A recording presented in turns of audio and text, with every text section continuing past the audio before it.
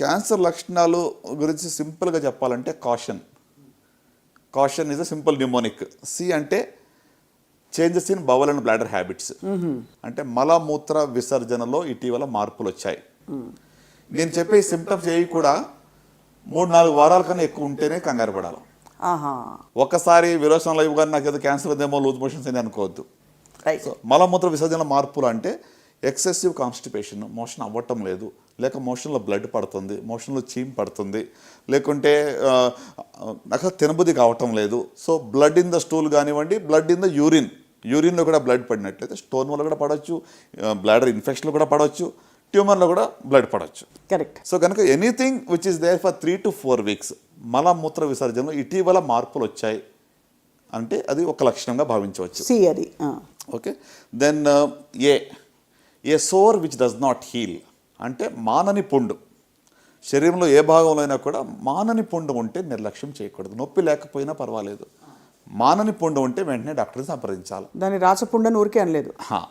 అంటే మానని పుండు ఎందుకంటే, ఫర్ ఎగ్జాంపుల్ మీరు టంగ్ బైట్ అయిందనుకో, నాలుగు కరుచుకుంటే చిన్న పుండు అవుతుంది, వారం 10 రోజుల పుండు మానిపోతుంది. అవును. సో మీకు 2-3 weeks అయ్యింది, పుండు అలాగే ఉంది అంటే మాత్రం నిర్లక్ష్యం చేయవద్దు. Right. So that is number 2.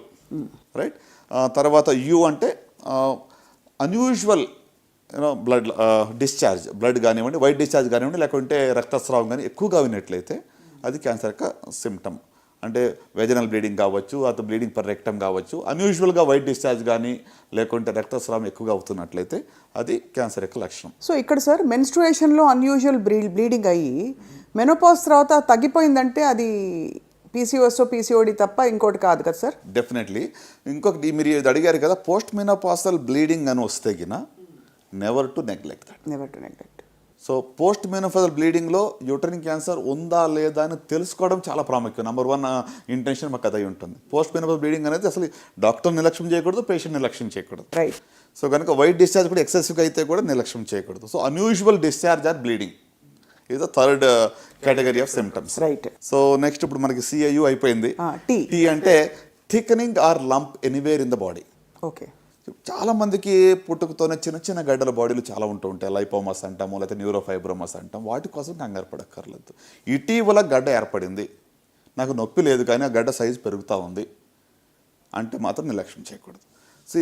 ప్రత్యేకంగా మరి యంగ్ ఫీమేల్స్ నేను చెప్పాల్సింది ఏంటంటే, ఆడవాళ్ళలో 20 to 40 years ఉన్న వాళ్ళలో పాలగడ్డలు అంటాం, ఫైబ్రోడినమస్ అంటాం. సో 90% అవి బినైన్, మామూలు గడ్డలు, అవి క్యాన్సర్ గడ్డలు కాదు. సో నాకు రొమ్ములో కనుతుంది కాబట్టి ఏదో క్యాన్సరా అని కూడా ఊరుకునే కంగారు పడద్దు. రైట్. బట్ మీకున్న కణితి బినైనా లేక మ్యాలిగ్నెంట్ అని తెలుసుకోవడానికి మాత్రం ఒకసారి డాక్టర్ని సంప్రదించండి. సో ఇటీవల కణితి రొమ్ములో కానీ శరీరం ఏ భాగంలో అయినా కూడా కొత్తగా కణితి ఏర్పడి అది సైజు పెరుగుతూ ఉంది, నొప్పి లేకుండా ఉన్నా పర్వాలేదు, దాన్ని మాత్రం నిర్లక్ష్యం చేయకూడదు. So that is thickening or lump anywhere in the బాడీలో ఎక్కడైనా కూడా కొత్తగా కణితి ఏర్పడడం. రైట్. సో నెక్స్ట్ ఐ అంటే indigestion or difficulty in swallowing, అంటే అజీర్తి అవుతా ఉంది, మృంగలేకపోతున్నాము, నీళ్లు లేకపోతే గుట్టక వెళ్ళటం లేదు. అంటే లిక్విడ్స్, ద్రవ పదార్థాలు ఈజీగా తీసుకోగలుగుతున్నాం కానీ చపాతీలు కానీ లేకుంటే హార్డ్ ఫుడ్ నేను తీసుకోలేకపోతున్నాను, మింగలేకపోతున్నాను అంటే దట్ ఈస్ ఒక లక్షణంగా మనం భావించవచ్చు. ఫుడ్ పైప్ క్యాన్సర్కి లక్షణం అయి ఉండొచ్చు. సో ఆ గుట్టక వేయాలని నీళ్లు లేకుండా లోపలికి వెళ్ళట్లేదు, కానీ నేరోయింగ్ అయిపోయింది, ఈజీగా వెళ్ళటం లేదు. సో అది ఒకటి. Indigestion or difficulty in swallowing, మింగడానికి ఇబ్బందిగా ఉంటాం. ఓ అంటే obvious change in the birth mole, పుట్టుమచ్చలు చాలామందికి ఉంటాయి. ఇటీవల ఆ యొక్క పుట్టుమచ్చలో మార్పు వచ్చింది, సైజ్ పెరుగుతూ ఉంది, ఇచ్చింగ్ అవుతా ఉంది, బాగా దురద వస్తుంది, లేక బ్లీడింగ్ అవుతుంది అంటే మాత్రం వెంటనే డాక్టర్ సంప్రదించాలి. పుట్టుమచ్చలో మార్పులు ఇటీవల వస్తాయి. రైట్. ఇంకా లాస్ట్కి వచ్చేటప్పటికి ఎన్ అంటే నాగింగ్ కాఫ్, అంటే ఒక రకంగా చెప్పాలంటే మానని దగ్గు. 3-4 weeks అయింది. ఈ మధ్యన కోవిడ్ వేవ్ 2 అయిన తర్వాత ఇక రకరకాల వేరియంట్స్లో దగ్గు 1 month కూడా సర్వసాధారణంగా వస్తూ ఉంది. But otherwise more than 6 weeks మానని దగ్గు ఉన్నట్లయితే, మరి మీ గొంతుకు బొంగురుపోయినట్లయితే తప్పకుండా డాక్టర్ సంప్రదించాలి. దట్ ఇస్ సంథింగ్ దట్, అంటే దాన్ని మనం ఇగ్నోర్ చేయవద్దు. ఓకే. ఇది కాషన్. అద్భుతం సార్. అంటే ఒక్కొక్క పదానికి గుర్తుపెట్టుకునే విధంగా మీరు చెప్పిన రీతి నిజంగా చాలామందికి ఐ థింక్ అర్థమవుతుంది సార్. ఇవన్నీ వస్తే తప్పకుండా ఇవన్నీ 3-4 వారాల పాటు గమనించాలి.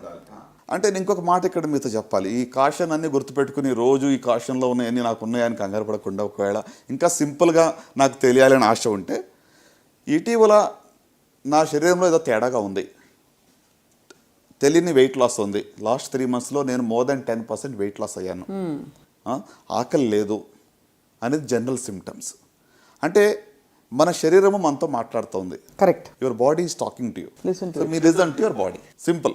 మీ బాడీ ఏదో తేడాగా ఉంది అనిపించినప్పుడు ఒకసారి వెళ్ళి చూపించుకోనండి. నాకు ఐ వాంట్ గెట్ స్క్రీన్డ్, నేను కొన్ని క్యాన్సర్ స్క్రీనింగ్ చేయించుకుందాం అనుకుంటున్నాను, అతను బాడీ హెల్త్ చెకప్ చేయించుకోండి అని చెప్పండి. సో అట్లా ఉట్టి క్యాన్సర్కి కాదు, non communicable diseases, diabetes, hyper tension, cardiac, cancer అన్నీ కలిసి మనం టెస్ట్ చేయించుకోవచ్చు ఒకేసారి. కరెక్ట్ సార్, చాలా వాల్యుబుల్గా చెప్పారు. అయితే సార్ ఒక మాట, ఈ క్యాన్సర్ని మరింతగా పెంచే కండిషన్స్లో is stress one of them, diabetes, hypertension or they one of them? అంటే chronic diseases, non communicable disease like diabetes కానివ్వండి, కార్డియాక్ కానీ, ఇవన్నీ కూడా in one or the other way impact. అంటే వాటి వల్లనే ఇది వస్తుందని నేను చెప్పలేను. ఇప్పుడు stress is also one of the carcinogen. ఇటీవల మీరు డేటా చూస్తుంటే డెఫినెట్గా స్ట్రెస్ వల్ల 100% క్యాన్సర్ వస్తుందని ప్రూవ్ ఎక్కడ చేయడం కష్టం. అది అంటే మనకి ఎలాంటి ఎవిడెన్స్ డైరెక్ట్గా దొరకదు, బట్ ఇండైరెక్ట్గా definitely stress is also one of the risk factors మనం చెప్పవచ్చు.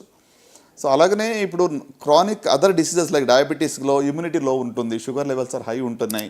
So uncontrolled diabetes also risk factor అండి. దీంట్లో కూడా కొన్ని క్యాన్సర్స్ ఎక్కువ కనబడుతుంటాయి. చాలామంది even I talk to alternate healers ఉంటారు కదా sir, healers, alternative medicine practice చేసేవాళ్ళు, వాళ్ళందరూ ఏమంటారంటే any form of suppression of emotions leads to cancer. In fact అది ఒక classic presentation of some kind of ఇది, ఒక సప్రెషన్ ద్వారా వచ్చిన ఇది అని. As a clinician do you agree? అంటే ఇలాంటి ఒక ఫిలాసఫీ కావచ్చు, థియరీకి మీరు అంటే ఇనఫ్ డేటా ఉందని నమ్ముతారా sir? Honestly it's very difficult prove or disprove అండి. Correct, right. దీనికి అంటే ఇది very variable and subjective. Emotions కూడా సబ్జెక్టివిటీ చాలా ఉంటుంది. ప్లస్ దీనికి సైంటిఫికలీ ఎవిడెన్స్ గ్యాదర్ చేయాలంటే it's very beyond. It just a way of one of the hypothesis or way of looking at it అంతే. కానీ మొత్తానికి సార్ కాషన్ అండ్ అలాగే rapid changes బాడీలో అవుతే గమనించుకుంటూ ఉండడం అనే ప్రాథమిక లక్షణాలు, అలాగే స్క్రీనింగ్, ఎవరెవరు ఏ స్క్రీనింగ్ చేయించుకుని కొన్ని క్యాన్సర్ల బారిన పడకుండా అయినా కాపాడుకోవచ్చో అద్భుతంగా వివరించారు డాక్టర్ చినబాబు సుంకవల్లి గారు. Thank you so much sir.